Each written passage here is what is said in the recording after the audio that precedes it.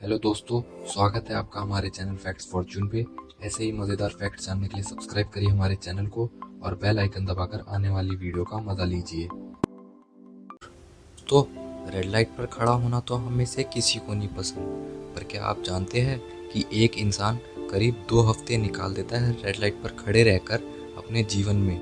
हम सबके लिए ये मानना बहुत मुश्किल होगा कि हम अपनी गाड़ी में बैठकर अपने जीवन के 2 हफ्ते निकाल देते हैं रेड लाइट पर।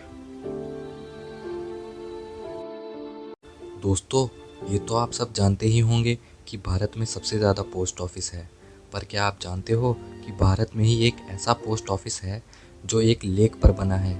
जी हाँ दोस्तों, श्रीनगर के एक दल लेक पर पोस्ट ऑफिस, जिसे फ्लोटिंग पोस्ट भी कहा जाता है, और ये दुनिया का सबसे खूबसूरत पोस्ट ऑफिस में से एक है।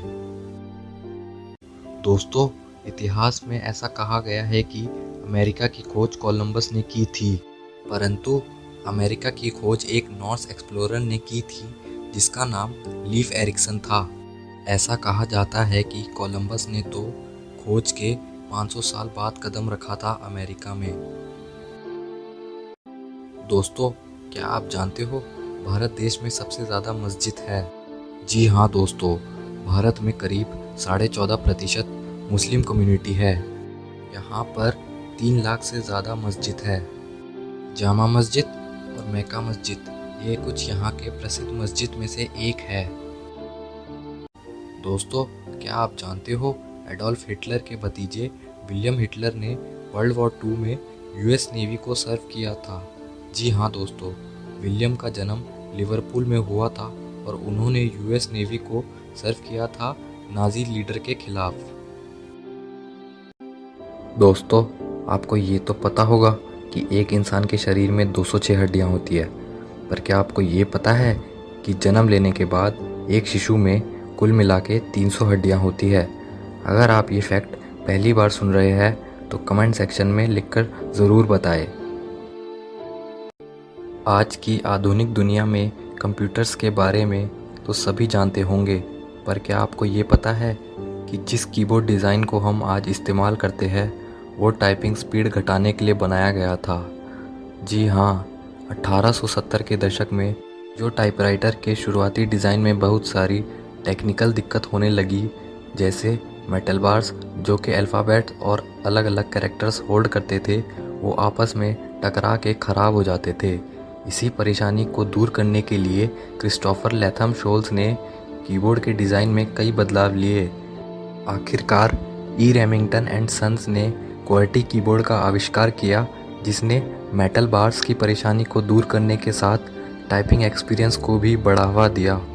वाराणसी, जो कि उत्तर प्रदेश में एक पवित्र शहर है और ये दुनिया के सबसे पुराने शहरों में से भी एक है, जो कि कम से कम 3000 साल पुराना है, और हिंदू माइथोलॉजी के हिसाब से शिव भगवान ने 5000 साल पहले इस शहर को खोजा था। गंगा नदी के किनारे बसा ये पवन शहर पार्लियामेंट में हमारे प्रधानमंत्री नरेंद्र मोदी द्वारा रिप्रेजेंट किया जाता है। महाराष्ट्र की लोनार लेक, जो कि कुदरत की एक ऐसी सुंदरता है कि इसे हर कोई देखना चाहेगा। असल में वो 52,000 साल पहले एक मीटियोर के धरती से टकराने से बनी है। इसे पिंक लेक भी कहा जाता है क्योंकि इसमें नमक की मात्रा बहुत ज़्यादा है। इस लेक की जानकारी बहुत कम लोगों को ही है। अगर आपको भी इस लेक के बारे में पता था तो कमेंट सेक्शन में ज़रूर बताएं। दोस्तों, आपने कभी ना कभी मैग्नेट्स के साथ तो खेला ही होगा, पर क्या आपको पता है कि लद्दाख, जो कि एक फेमस टूरिस्ट प्लेस है, और वहाँ पर एक मैग्नेटिक हिल है, और ये भारत की एक लौती मैग्नेटिक हिल है। मैग्नेटिक इफेक्ट को एक्सपीरियंस करने के लिए आपको अपनी गाड़ी मार्क्ड एरिया में लाकर न्यूट्रल करनी पड़ती है। दोस्तों, आप ये देखकर दंग रह जाएंगे कि आपकी गाड़ी अपने आप ऊंचाई की तरफ चलने लगेगी। दोस्तों, नालंदा यूनिवर्सिटी का नाम तो आप सबने सुना ही होगा, पर क्या आप जानते हैं कि इसे किसने तबाह किया था? सन 1202 में एक तुर्किश इन्वेडर मोहम्मद बख्तियार खिलजी की तबीयत बहुत ख़राब हो गई थी और वो इलाज नहीं करवा पाया तो उसने आचार्य राहुल श्रीभद्रा को बुलाया और कहा कि मुझे बिना किसी दवाई खिलाए ठीक करो। फिर वैद्यराज ने उसे एक कुरान दी और कहा, इसे पढ़ने से तुम्हारी तबीयत ठीक हो जाएगी। कुरान पढ़ने के बाद उसकी तबीयत ठीक हो गई।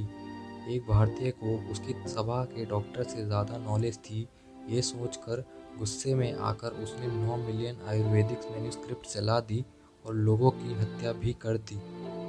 इस तरह नालंदा यूनिवर्सिटी का अंत हुआ।